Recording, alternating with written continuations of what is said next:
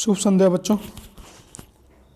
आज की इस कक्षा में हम संज्ञा पढ़ेंगे। देखिए, संज्ञा किसे कहते हैं, संज्ञा की परिभाषा क्या होती है और कितने प्रकार होते हैं, उनकी पहचान कैसे करें, इन सारी चीज़ों को हम इस वीडियो में देखेंगे। यह जो वीडियो है ये मूल रूप से सभी विद्यार्थियों के लिए, उन सभी विद्यार्थियों के लिए महत्वपूर्ण है जो हिंदी पढ़ते हैं या जो किसी भी कॉम्पिटिटिव एग्जाम की तैयारी करते हैं, चाहे TET, super TET, UP TET, H TET, MP TET, किसी भी तरह के अगर टीचिंग एग्जाम की तैयारी कर रहे हैं आप, और यदि जो हमारे छात्र हैं 9 से लेकर 12 तक पढ़ने वाले जो छात्र हैं या जो भी लोग हिंदी पढ़ने वाले हैं, जो हिंदी में व्याकरण पढ़ते हैं, तो ये संज्ञा टॉपिक उन सभी लोगों के लिए बहुत ही महत्वपूर्ण है। ठीक है, तो आज हम संज्ञा के बारे में पढ़ेंगे बहुत विस्तार से और बहुत ही शॉर्टकट ट्रिक के माध्यम से मैं आपको यहाँ पे पढ़ाऊँगा। ये मेरा खुद का नोट्स है और मैं अपने नोट से आपको पढ़ा रहा हूँ। ठीक है, तो आइए हम अपनी वीडियो शुरू करते हैं। देखिए, संज्ञा को अगर हम संज्ञा का भाषा विज्ञान की दृष्टि से अगर हम इसको देखें तो संज्ञा का जो वास्तविक जो रूप है वो संज्ञा है। संज्ञा क्यों? क्योंकि जो ज है, जो ज्ञ है, ये ज्ञ शब्द जो है ये दो शब्दों से मिलकर के बना है, ज और इय। किससे? ज और इय। ज और इय से मिलकर के क्या बना? ज्ञ बना। ज्ञ। ठीक है, ज और इय से मिलकर के क्या बना? ज्ञ बना। ठीक है, और अगर हम इसके अनुसार इसका देखेंगे तो इसका जो शब्द बनेगा वो शब्द होगा ज्य। क्या होगा? ज्य होगा, ज्य। तो इसका जो भाषा विज्ञान के अनुसार अगर देखेंगे तो इसका जो उच्चारण होना चाहिए वो संज्ञा होना चाहिए। लेकिन एनसीईआरटी के अनुसार, एनसीईआरटी में इसका जो प्रचलित अर्थ में इसका जो प्रयोग होता है, एनसीईआरटी के अनुसार इसका प्रचलित अर्थ में जो प्रयोग हुआ है वो ज्ञ में ग और य। जैसे ज्ञ में एनसीईआरटी के अनुसार, एनसीईआरटी ने माना है कि इसमें ग और य मिलकर के ये ज्ञ बने, ग और य मिलकर के, यानी कि य आप बोल सकते हैं, य। तो चूंकि इसका यह जो ज्ञ वाला रूप है, ये प्रचलित रूप हमारे एनसीईआरटी के अनुसार हमारे पाठ्यक्रम में इसका प्रचलित रूप यही है, ज्ञ है, इसलिए हम इसको ये ज्ञ मानते हैं और फिर हम संज्ञा बोलते हैं। लेकिन यदि भाषा विज्ञान की दृष्टि से देखा जाए तो भाषा विज्ञान की दृष्टि से इसका जो शुद्ध उच्चारण होगा वो संज्ञा होगा। ठीक है, तो ये ज्ञ कहाँ से आया, इसका ज्ञ उच्चारण कैसे हुआ, इसके बारे में मैंने आपको बताया कि एनसीईआरटी के अनुसार प्रचलित अर्थ में इसका जो उच्चारण है वो ज्ञ के रूप में होता है, जो कि एनसीईआरटी की बुकों में आपको लिखा मिलेगा। तो हम एनसीईआरटी की बुक को ऑथेंटिक बुक मानते हैं, एक सही बुक है ना, तो हम उसी के आधार पर चल रहे हैं और उसी को मानते भी हैं। तो उसके अनुसार ये जो है ग और य से मिलकर के ज्ञ बना हुआ है, जिसके कारण इसको हम ज्ञ बोलते हैं और इसका जो उच्चारण करते हैं वो संज्ञा करते हैं। लेकिन अगर भाषा विज्ञान की दृष्टि से इसका उच्चारण देखेंगे और ऐसे भी इसका उच्चारण देखेंगे, चूँकि ज्ञ एक संयुक्त अक्षर है, तो उसकी दृष्टि से अगर हम देखेंगे तो इसका जो शुद्ध उच्चारण होगा संज्ञा। ठीक है, संज्ञा। ठीक है, तो ये संज्ञा कैसे हुआ? संज्ञा, इसको हम संज्ञा क्यों बोलते हैं, इसके बारे में हमने आपको यहाँ पर बताया। उम्मीद करते हैं आपको समझ में आया होगा। अगर उसके बाद भी कोई आपको नहीं समझ में आता है, कोई परेशानी है, तो आप मुझे कमेंट करके जरूर बताएं।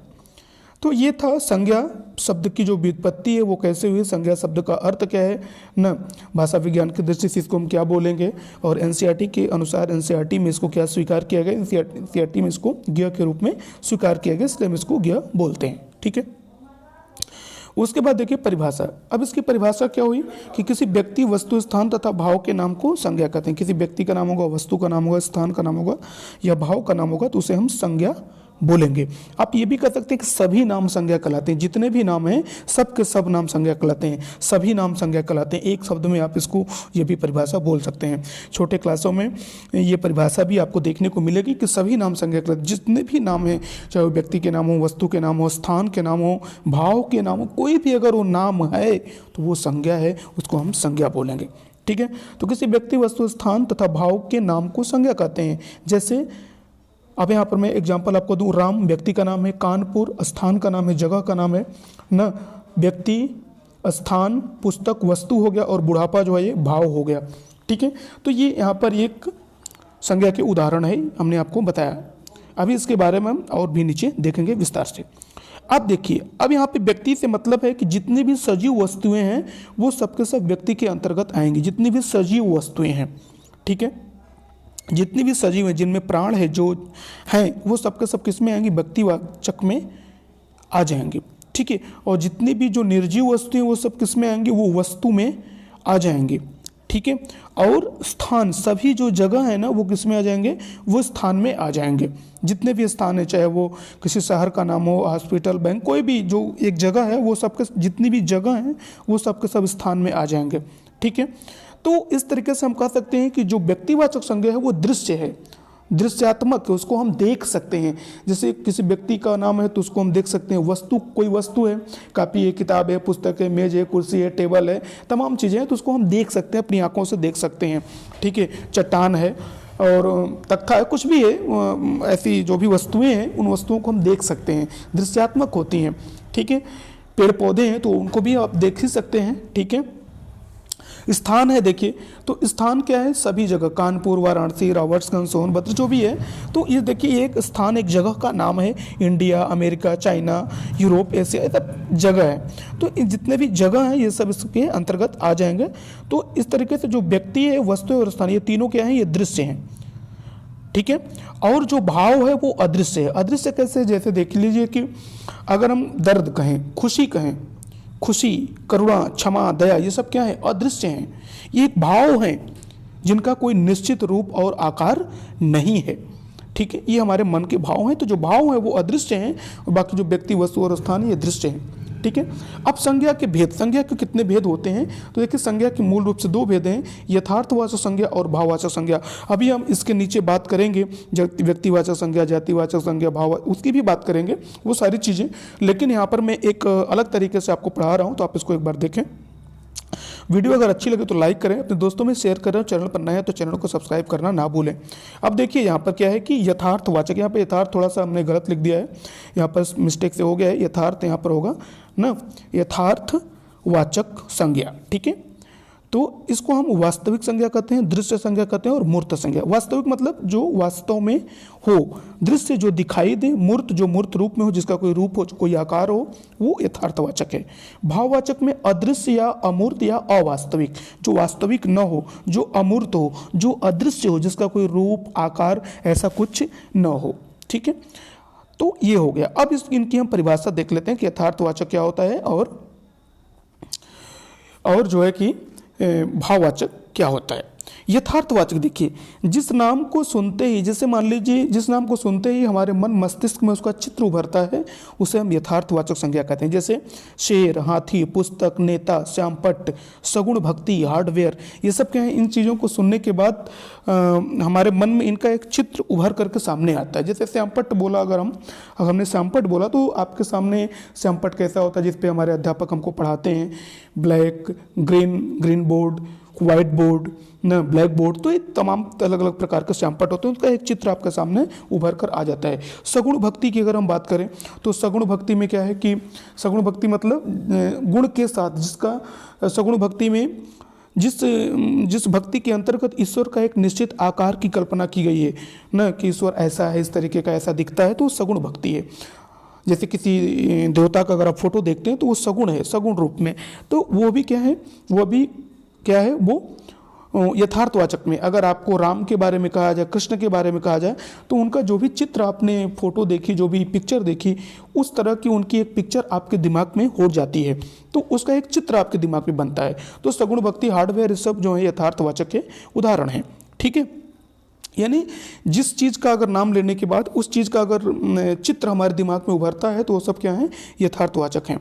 ठीक है, और जिनका नाम लेने के बाद चित्र नहीं उभरता वो क्या है, वो जो है वो भाववाचक हैं। इसके बारे में अभी हम आगे यहाँ पर चर्चा करेंगे। देखिए, अब देखिए यथार्थवाचक के 4 भेद हैं। कितने भेद हैं? 4 भेद हैं। पहला है व्यक्तिवाचक संज्ञा, दूसरा है जातिवाचक संज्ञा, तीसरा है द्रव्यवाचक, जो होता है समूहवाचक। ठीक है, अब देखिए यहाँ पर जो है समूहवाचक और द्रव्यवाचक, ये दोनों बाद में चल करके ये जातिवाचक के भेद हैं। किसके भेद हैं? जातिवाचक के। तो यहाँ पर देखिए ये इसमें मिल जाएगा और ये भी इसमें मिल जाएगा, तो ये दोनों मिल करके द्रव्यवाचक और समूहवाचक, जातिवाचक में मिल जाते हैं। तो इस प्रकार से यहाँ पर अब संज्ञा हमारे हो जाती है व्यक्तिवाचक, जातिवाचक और भाववाचक। यही 3 प्रकार की संज्ञा आप पढ़ते होंगे। तो यही 3 प्रकार की संज्ञा यहाँ पर भी मैं भी आपको यहीं पर पढ़ाऊँगा, बताऊँगा इसके बारे में। ठीक है। तो ये जो द्रव्यवाचक है और समूहवाचक है, ये किसके भेद हैं? ये जातिवाचक के भेद हैं। द्रव्यवाचक में पदार्थों के नाम आते हैं और समूहवाचक में दल, समुदाय और संगठनों के नाम आते हैं। ठीक है। उसके बाद देखिए भाववाचक संज्ञा, वह नाम जिसको पढ़ते ही हमारे मस्तिष्क में कोई चित्र नहीं आता उसे भाववाचक संज्ञा कहते हैं। यानी जिस नाम को पढ़ने के बाद, नाम तो सभी हैं, सभी नाम संज्ञा कहलाते हैं, लेकिन कुछ ऐसे नाम हैं जिनका नाम लेने पर हमारे मन मस्तिष्क में उसका चित्र उभर करके आता है, और कुछ ऐसे नाम हैं जिनका नाम लेने से हमारे मन मस्तिष्क में उसका कोई चित्र नहीं बनता। तो जिनका कोई चित्र नहीं बनता वो क्या होते हैं? भाववाचक होते हैं। ठीक है। तो वह नाम जिसको पढ़ते ही मस्तिष्क में कोई चित्र नहीं आता उसे भाववाचक संज्ञा कहते हैं। जैसे क्षमा, दया, करुणा, निर्गुण भक्ति। अब निर्गुण भक्ति अगर हम बात करें, निर्गुण ब्रह्म की बात करें, तो यहाँ पर उस निर्गुण ब्रह्म का कोई आकार, कोई रूप, कोई स्वरूप नहीं होता। निर्गुण की अगर हम बात करें तो हमारे मन में कोई आकार, कोई चित्र नहीं उभरता। जबकि अगर सगुण की बात करते हैं तो हमारे सामने जो देवताओं की मूर्तियां हैं, उन मूर्तियों की आकृति हमारे दिमाग में आ जाती है। ठीक है। तो इस तरीके से जो अदृश्य हैं, जिनका कोई चित्र नहीं है, कोई वास्तविक उनका आकार नहीं है, वो भाववाचक हैं, यानी वो अदृश्य हैं। जो भी अदृश्य संज्ञाएं हैं, जो भी अदृश्य नाम हैं, वो भाववाचक हैं, और जो दृश्य हैं वो क्या हैं? वो व्यक्तिवाचक हैं। ठीक है। अब देखिए यहाँ संज्ञा के 3 भेद हैं। संज्ञा कितने भेद हैं? 3 भेद जो आप लोग पढ़ते हैं, व्यक्तिवाचक संज्ञा, जातिवाचक संज्ञा और भाववाचक संज्ञा। व्यक्तिवाचक संज्ञा क्या होती है? किसी व्यक्ति, वस्तु, स्थान का जो निश्चित नाम होता है उसी को हम व्यक्तिवाचक संज्ञा कहते हैं। जातिवाचक में किसी वस्तु, स्थान, निश्चित किसी व्यक्ति, वस्तु और स्थान की जाति या उसके जाति वर्ग या जाति वर्ग या जाति के समूह का जब बोध होता है तो वहाँ पर वो जातिवाचक संज्ञा होती है। ठीक है। किसी व्यक्ति, वस्तु, स्थान के निश्चित जाति का, उसके नाम से उसकी जाति का जब बोध होता है या उसके समूह का बोध होता है तो उसको हम क्या बोलते हैं? जातिवाचक संज्ञा बोलते हैं। भाववाचक संज्ञा किसी व्यक्ति, वस्तु, स्थान, भाव के नाम को जब पढ़ने से या लिखने से उसमें जो भाव मुझे निकल करके आता है, जो भाव निकलता है, उसको हम क्या कहते हैं? भाववाचक संज्ञा कहते हैं। ठीक है। अब इनको आप कैसे पहचानेंगे, कैसे जानेंगे कि जातिवाचक संज्ञा है, भाववाचक संज्ञा है? परीक्षा की पॉइंट ऑफ व्यू से, एग्जाम की दृष्टि से बहुत ही महत्वपूर्ण मैं आपको बताने जा रहा हूँ। अब पहचान की ट्रिक, कैसे आप पहचान करें। तो देखिए, जो व्यक्तिवाचक संज्ञा होती हैं वो क्या होती हैं? वो सदैव दृश्य होती हैं और सदैव एक वचन में होती हैं। सदैव क्या होती हैं? दृश्य होती हैं और एक वचन में होती हैं। यानी व्यक्तिवाचक संज्ञा जितनी भी वो दृश्य हैं और सदैव एक वचन में होती हैं। जो जातिवाचक संज्ञा हैं वो दृश्य होती हैं और सदैव बहुवचन में होती हैं, या वे एक वचन जिनका बहुवचन बनाया जा सके उन्हें हम जातिवाचक संज्ञा कहते हैं। ठीक है। जैसे मान लीजिए हमने यहाँ पर एक शब्द कर दिया जवानी। ठीक है। जवानी, 1 मिनट, ये हमने लिख दिया जवानी। जवानी, जवानी क्या है? एक भाववाचक संज्ञा है। कैसी संज्ञा है? भाववाचक संज्ञा। लेकिन जैसे ही हम इसका बहुवचन बना दिए जवानियाँ, जवानियाँ, जब हमने इसका बहुवचन बना दिया, जवानियाँ कर दिया, तो ये क्या बन गई? जातिवाचक संज्ञा बन गई। तो यानी ऐसे संज्ञा शब्द जो दृश्य हों और सदैव बहुवचन में हो वो तो जातिवाचक होंगे, लेकिन ऐसे भी संज्ञा शब्द जो दृश्य हैं और एक वचन में हैं और उनका बहुवचन बनाया जा सकता है, तो ऐसे संज्ञा शब्द जो दृश्य हैं और एक वचन में हैं और उनका बहुवचन बनाया जा सकता है, ऐसे सभी संज्ञा शब्द जिनका बहुवचन बनाया जा सके वो क्या होंगे? वो जातिवाचक होंगे। ठीक है। उसके बाद भाववाचक। भाववाचक जो संज्ञा होती है ये अदृश्य होती हैं। इसके अंतर्गत क्षमा, दया, करुणा, ममता, खुशी आदि शब्द आते हैं। ठीक है। तो ये अदृश्य होती हैं भाववाचक संज्ञा। ठीक है। अब उसके बाद देखिए अदृश्य और एक वचन। जैसे अब देखिए जवानी क्या है? एक वचन है, अदृश्य है, इसका बहुवचन क्या होगा? जवानियाँ। तो जवानियाँ क्या है? यहाँ पर जातिवाचक संज्ञा है। क्या है? जातिवाचक संज्ञा। कुर्बानी एक वचन है, कुर्बानियाँ क्या है? बहुवचन है, ये भी क्या है? जो है ये जातिवाचक संज्ञा बन गई। मेहरबानी एक वचन है, ये भाववाचक संज्ञा है, और मेहरबानियाँ जो ही इसका हमने बहुवचन बनाया तो ये क्या बन गई? ये जातिवाचक में बन गई। अर्थात वे भाववाचक संज्ञाएं जिनका बहुवचन बना सकें वो क्या होती हैं? वो जातिवाचक संज्ञा होती हैं। अगर कोई भाववाचक संज्ञा है उसका बहुवचन बनाया जा सकता है तो बहुवचन बनाने के बाद वो संज्ञा क्या हो जाती है, जातिवाचक में परिवर्तित हो जाती है। तो जो जातिवाचक संज्ञा होती है वो सदैव दृश्य होती है और सदैव बहुवचन में होती है। या फिर अगर वो एक वचन में है तो हम ये देखेंगे कि क्या उसका बहुवचन बनाया जा सकता है। अगर वो दृश्य है, एक वचन में है, अगर उसका बहुवचन बन जाता है तो वो जातिवाचक संज्ञा होगी। अगर उसका बहुवचन नहीं बनता तो कौन सी संज्ञा होगी, तो वह जो होगी वो क्या होगी, व्यक्तिवाचक होगी। ठीक है, तो इस तरीके से यहाँ पर ये आप देख सकते हैं। अगर आप चाहें तो इसका आप स्क्रीनशॉट ले सकते हैं। ठीक है, स्क्रीनशॉट लेकर के इसको आप पढ़ सकते हैं। यहाँ पर आप इसको नोट भी बना सकते हैं ये। ठीक है, तो इस तरीके से आप इसको समझेंगे कि दृश्य प्लस सदैव एक वचन जो होगा, जो दृश्य मतलब जो दिखाई दे, जिसका चित्र हमारे मन में उभरे, वो दृश्य होता है। तो दृश्य और सदैव एक वचन जो होंगे वो क्या होंगे, वो शब्द कौन से होंगे, वो होंगे व्यक्तिवाचक। वे शब्द जो दृश्य भी होंगे और सदैव बहुवचन में होंगे वो क्या होंगे, जातिवाचक होंगे। ठीक है, और अगर कोई ऐसा शब्द है जो दृश्य है और वो एक वचन में है तो अगर उसका बहुवचन बनाया जा सकता है तो वो क्या होगा, वो जातिवाचक होगा। अगर उसका बहुवचन नहीं बनाया जा सकता तो किस में आएगा, वो व्यक्तिवाचक में फिर आ जाएगा। ठीक है, और जो अदृश्य है जिसको नहीं देख सकते वो क्या होगा, वो भाववाचक होगा। जैसे क्षमा, दया, करुणा, ममता, खुशी, हर्ष, ये सब क्या है, ये भाववाचक संज्ञाएं हैं। ठीक है, अब अदृश्य और एक वचन देखिए, जैसे जवानी है, कुर्बानी है, मेहरबानी है, ये अदृश्य हैं। ठीक है, इनका कोई रूप आकार नहीं है, निश्चित नहीं है, और ये एक वचन है। अब इनका जब हम बहुवचन बनाए तो जवानी से जवानियाँ, कुर्बानी से कुर्बानियाँ, मेहरबानी से मेहरबानियाँ। अब ये जवानियाँ, कुर्बानियाँ, मेहरबानियाँ, ये कौन सी संज्ञा बन गई, ये जातिवाचक संज्ञा बन गई। कौन सी संज्ञा, जातिवाचक संज्ञा।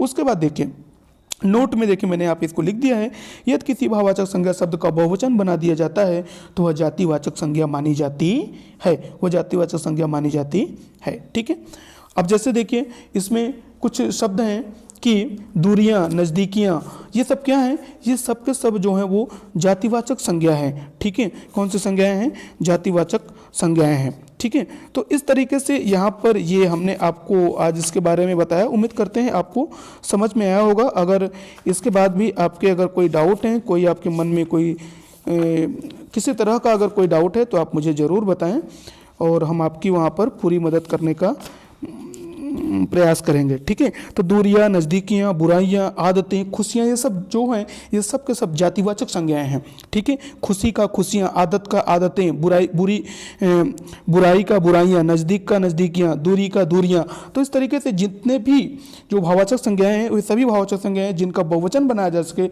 वो क्या होंगी, वो जातिवाचक होंगी। तो उम्मीद करते हैं आपको समझ में आया होगा। आज की वीडियो में इतना ही, मिलते हैं अगली वीडियो में। जय हिंद, जय भारत।